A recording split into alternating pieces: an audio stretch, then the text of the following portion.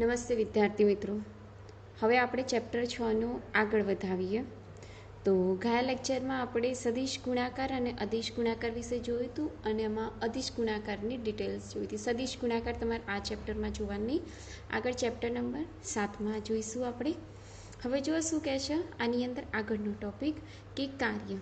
કાર્ય એટલે આપણે એના અંગ્રેજીમાં કહીએ છીએ વર્ક. વર્કનો પ્રથમ અક્ષર ડબલ્યુ એટલે એનો સિમ્બોલ જે બતાવીએ છીએ શેના વડે બતાવીએ છીએ ડબલ્યુ.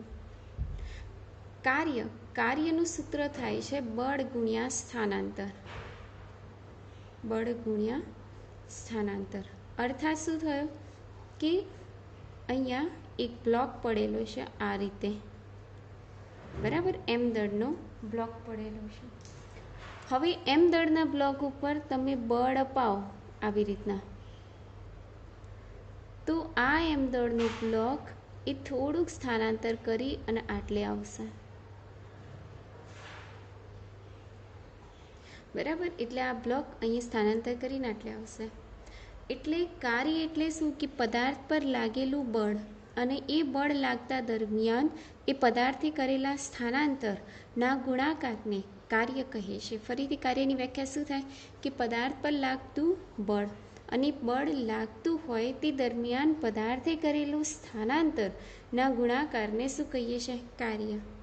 હવે પ્રશ્ન એમ છે કે બળ તો સીધું લાગ્યું તો સારું, બરાબર, પણ જો આ બ્લોક ઉપર લાગતું બળ એ આવી રીતના હોય એટલે કે આ રીતના, બરાબર, આ રીતના એફ લાગતું હોય એટલે કે આ રીતના, અર્થાત એ એફ એ સ્થાનાંતરની સાથે કેટલાનો ખૂણો બનાવતો હોય થીટા.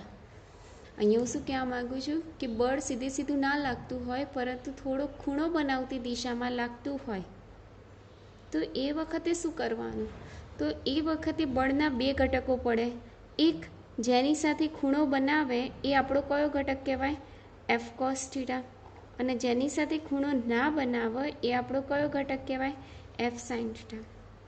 હવે મને એમ કહું કે આ બ્લોકનું જે સ્થાનાંતર છે એ સાઇન થીટાના કારણે થશે કે કોસ થીટાના કારણે, તો ઓબ્વિયસલી દેખીતી વસ્તુ છે કોના કારણે થશે એફ કોસ થીટા.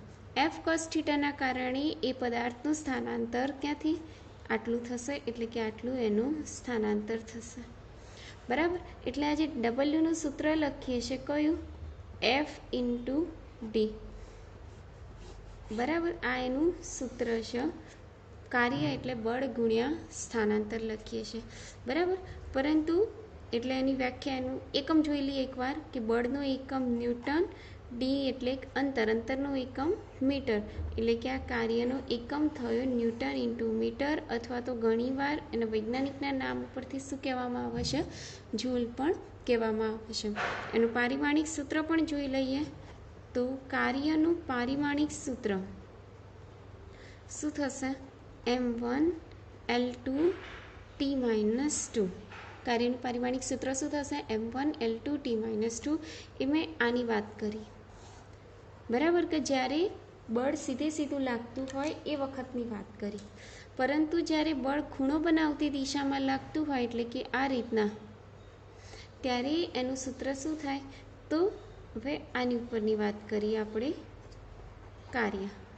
તો બળ તો ખરું જ એટલે એફ ખરો, પણ એફના બે ઘટકો પડે ને, એફ સાઇન થીટા અને એફ કોસ થીટા. એમાંથી કયો ઘટક લેવાનો એફ કોસ થીટા, એટલે બળની જગ્યાએ આપણે શું લખવાનું એફ કોસ થીટા, અને સ્થાનાંતરની જગ્યાએ તો આપણે લખવાનું શું ડી. એટલે કાર્યનું સૂત્ર શું થયું F D cos theta.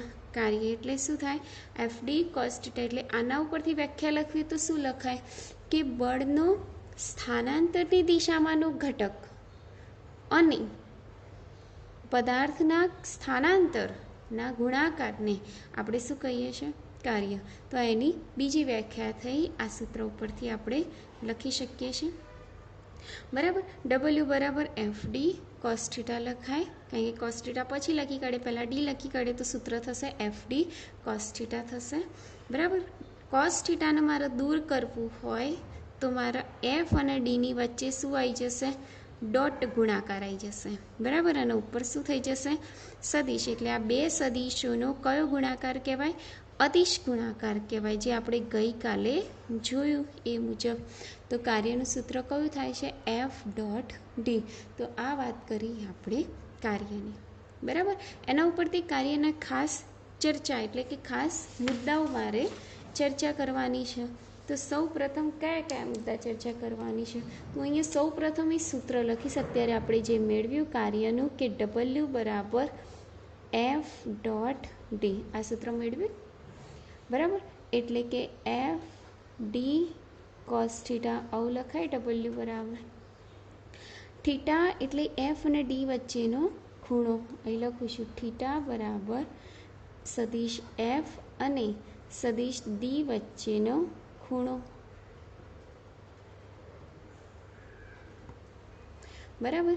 Number 1, જ્યારે થીટા બરાબર 0 હોય એટલે કે F અને D એક જ દિશામાં હોય, બંને એક જ દિશામાં હોય, ત્યારે થીટા બરાબર 0 શું થાય? 0. માટે કોસ થીટાની કિંમત કેટલી થાય? 1. તો આવા કિસ્સામાં કાર્ય બરાબર શું થશે? FD, બરાબર. અત્યારે આપણે જે ઉદાહરણ આપ્યું આગળ જોયું એમાં આપણે આ ઉદાહરણ આપી શકીએ છીએ પહેલા મુદ્દા માટે, કે સ્થાનાંતરની દિશામાં જ બળ લાગે છે. તો એ આપણે, તો આના માટે એક ઉદાહરણ આપવું હોય તો આપી શકીએ કે ટેબલ પર પડેલ પુસ્તકને ખસાડવા માટે કરેલું કાર્ય. ચલો એ આપી શકીએ. નંબર 2, જ્યારે થીટા બરાબર 90 હોય એટલે કે બળ અને સ્થાનાંતર પરસ્પર કેવા હોય? લંબ હોય. તો એ વખતે કોસ થીટા બરાબર કેટલા થશે? 0. માટે કાર્ય શું થશે? 0. આના માટે તમે ઉદાહરણ આપી શકો છો, નિયમિત વર્તુળમય ગતિનું ઉદાહરણ આપી શકો.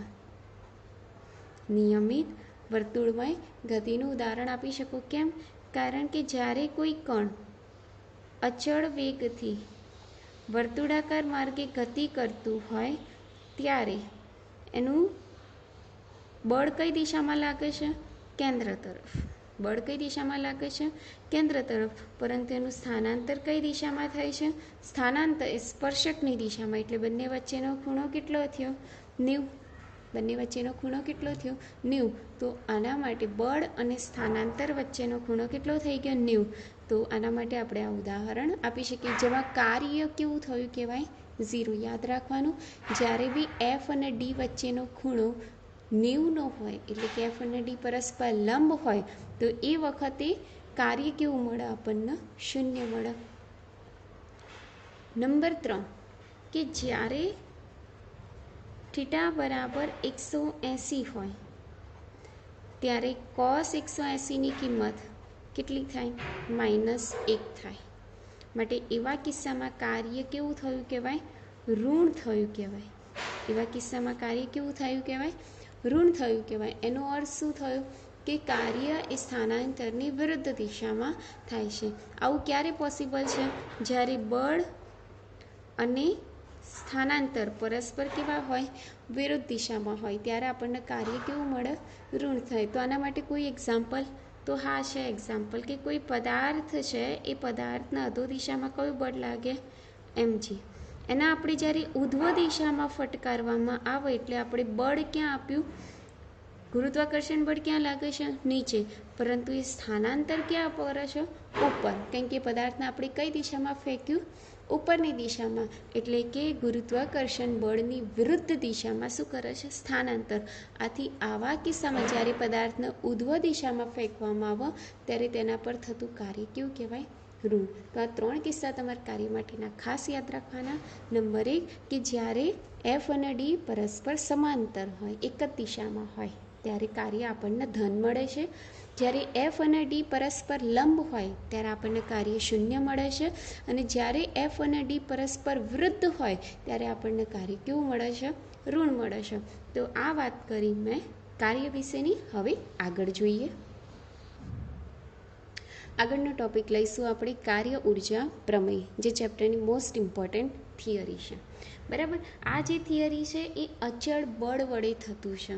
આગળ બી મેં જે કાર્યની સમજૂતી આપી એ કયા બળ માટે છે? અચળ બળ. અચળ બળ એટલે શું? કે જે બળ બદલાય નહીં, સતત કેવું લાગે? એક સરખું લાગે, એને કેવું બળ કહેવાય? અચળ બળ. તો આ પ્રશ્ન એવું કહેવાય કે અચળ બળ વડે કાર્ય ઉર્જા પ્રમેય સમજાવો, બરાબર. પછી આપણે જોઈશું ચલ બળ વડેનું કાર્ય અને કાર્ય ઉર્જા પ્રમેય. તો અચળ બળની વાત કરીએ તો અચળ બળ ક્યારે મળે? જ્યારે પ્રવેગ કેવો હોય? અચળ. તો અચળ પ્રવેગ હોય તો અચળ પ્રવેગી ગતિના સમીકરણો જોઈએ આપણે, જે દરેકને ખ્યાલ છે કે અચળ પ્રવેગી ગતિના સમીકરણો કેટલા છે? ટોટલ 3 છે. કયા કયા? v બરાબર v0 પ્લસ at, d બરાબર v0 t plus 1/2 at square, અને ત્રીજું સૂત્ર છે v square minus v0 square બરાબર 2ad, બરાબર. આવું એક સૂત્ર છે.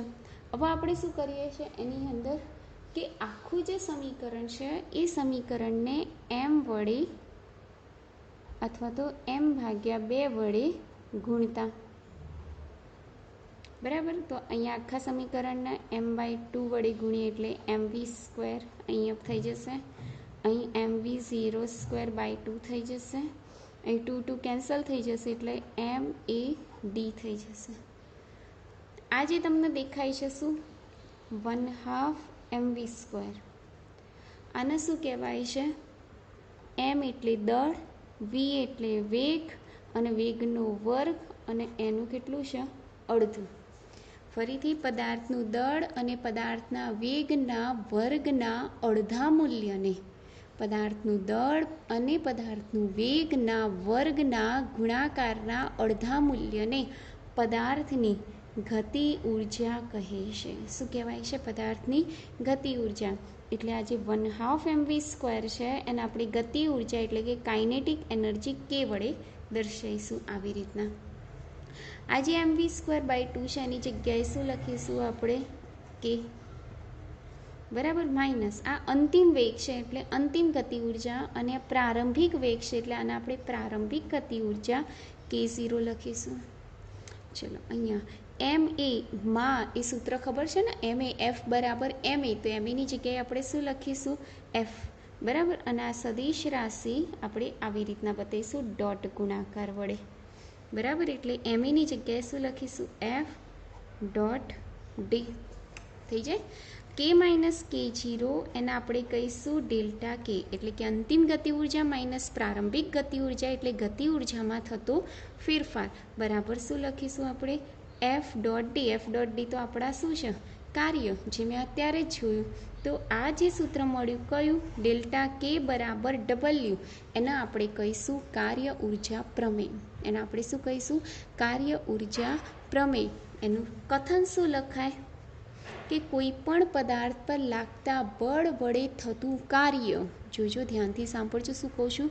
કોઈ પણ પદાર્થ વડે લાગતા બળ વડે થતું કાર્ય એ તે પદાર્થની ગતિ ઉર્જામાં થતા ફેરફાર જેટલું હોય છે. ફરીથી, કોઈ પણ પદાર્થ પર લાગતા બળ વડે થતું કાર્ય એ તે પદાર્થની ગતિ ઉર્જાના ફેરફાર જેટલું હોય છે, જેને આપણે કહીએ છીએ કાર્ય ઉર્જા પ્રમેય. બસ આટલું લખવાનું. જો તમારે પૂછાય કાર્ય ઉર્જા પ્રમેય એટલે શું, એનું કથન લખો તો તમે આ રીતના. પણ આ કયા બળ વડે થતું છે?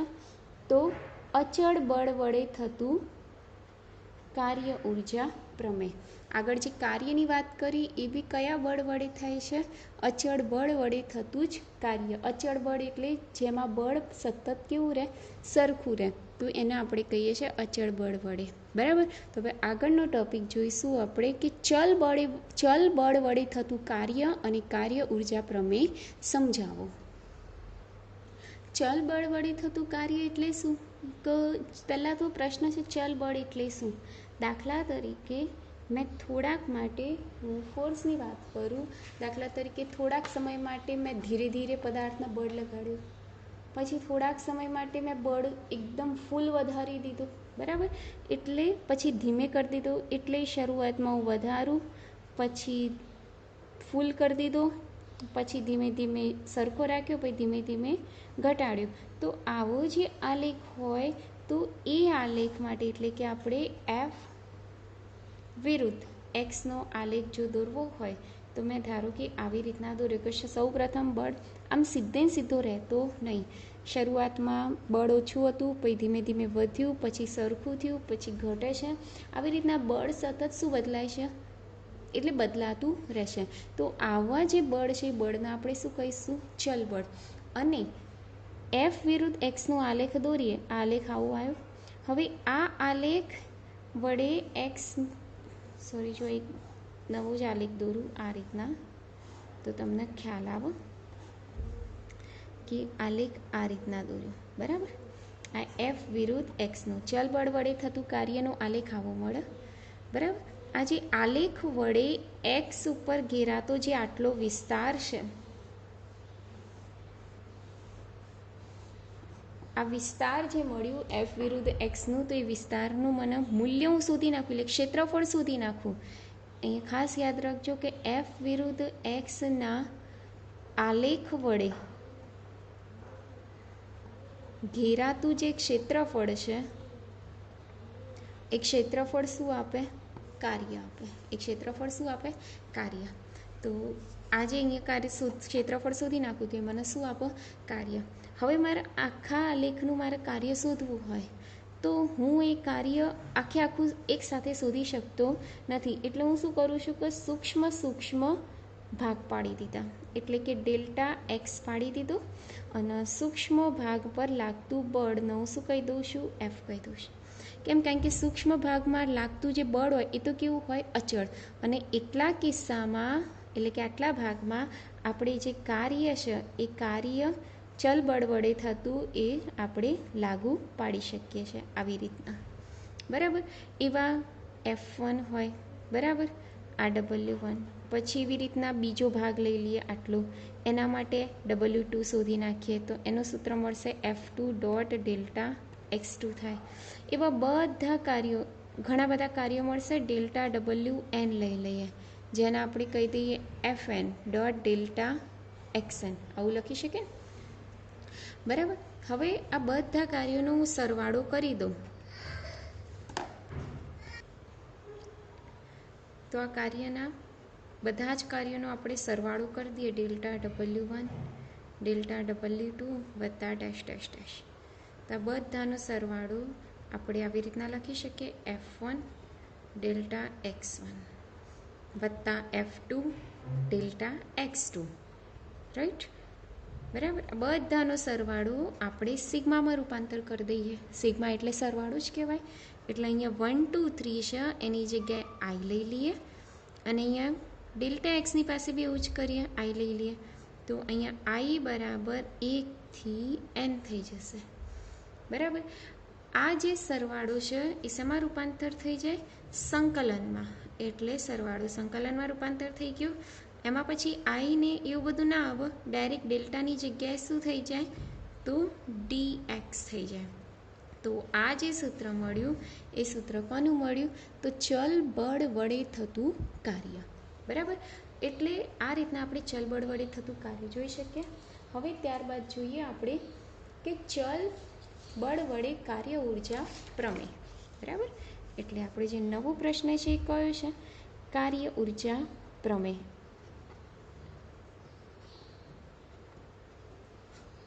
ચલો કાર્ય ઉર્જા પ્રમેયની વાત કરી લઈએ. તો આપણને ગતિ ઉર્જાનું સૂત્ર મેં અત્યારે જ કીધું. ગતિ ઉર્જા K બરાબર 1/2 mv² લખીએ છીએ.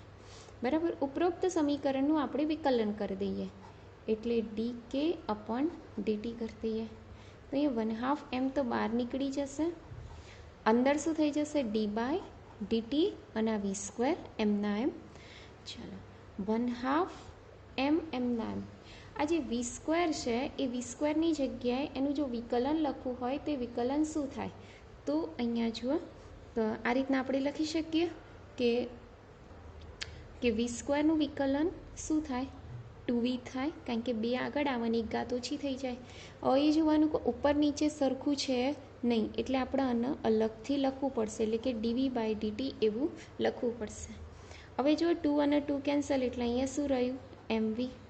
dv/dt એટલે વેગનું સમયની સાપેક્ષે એક વખત વિકલન એટલે શું મળે? પ્રવેગ. અહીંયા શું છે? dk/dt. આ dk/dt એમના એમ.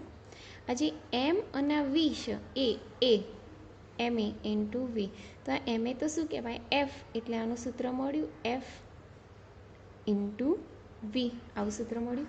હવે ડીટીના આ બાજુ લઈ જાઓ એટલે ડીકે બરાબર આ એફ એમના એમ. વીની જગ્યાએ શું લખું? dx/dt બરાબર. અને આ ડીટી તો હું અહીંયા લાવી જ છું. હજી ખ્યાલ આવ્યો? મેં શું કર્યું? જો ફરીથી કહું, ડીકે એમના એમ રાખ્યા બરાબર. આ જે એફ છે એફ મેં એમના એમ રાખ્યા. વી છે એની જગ્યાએ મેં શું લખ્યું? dx/dt.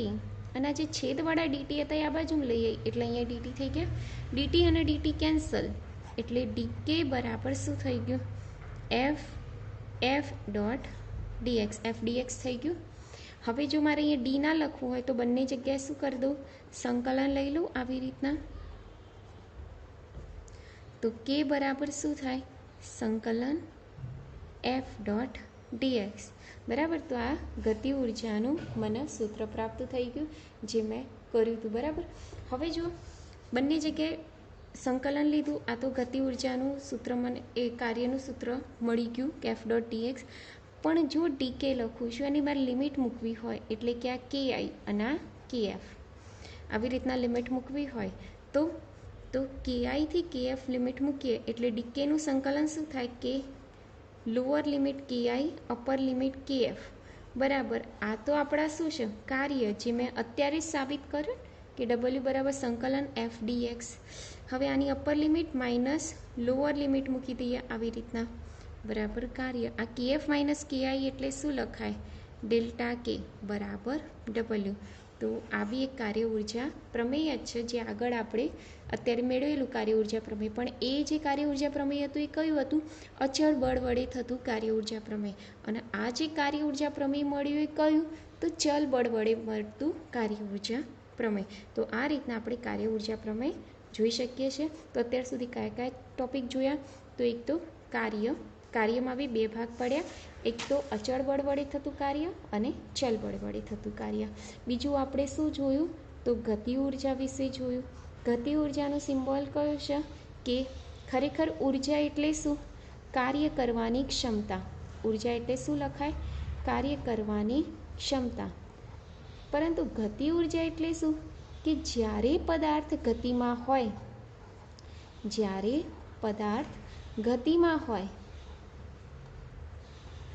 ત્યારે કાર્ય કરવાની ક્ષમતાને શું કહેવાય છે? ગતિ ઉર્જા. ગતિ ઉર્જાના સૂત્રો જોઈએ આપણે કયું? 1/2 mv². એની વ્યાખ્યા બી જોઈ કે પદાર્થનું દળ અને વેગના વર્ગના ગુણાકારના અડધા મૂલ્યને શું કહીએ છીએ? ગતિ ઉર્જા કહીએ છીએ બરાબર. હવે અહીંયા સાદું રૂપ આપવું હોય તો એમ બી આપી શકીએ કે ઉપર નીચે એમ વડે ગુણી કાઢીએ આવી રીતના એટલે એમ અહીંયા જતા રહે એટલે શું થાય? m² v² / 2m. અને આવી રીતના બી લખી શકાય mv² / 2m. mv એટલે દળ ગુણ્યા વેગ એટલે વેગમાનનો વર્ગ ભાગ્યા 2m. તો આ ગતિ ઉર્જાનું આ બીજું સૂત્ર. આમ ગતિ ઉર્જાના બે સૂત્રો, બે વ્યાખ્યા. એક વ્યાખ્યા તો આ અને એક વ્યાખ્યા મેં આના ઉપરથી આપી હતી એ. તો આ રીતના ગતિ ઉર્જા, અને ગતિ ઉર્જાનો એકમ બી કયો થાય છે? જૂલ અથવા તો ન્યૂટન ઇન્ટુ મીટર. તો આ રીતના આપણે ગતિ ઉર્જા વ્યાખ્યાયિત કરી શકીએ છીએ. આજના લેક્ચર પૂરતું આટલું. નેક્સ્ટ લેક્ચરમાં જોઈશું. ત્યાં સુધી થેન્ક યુ.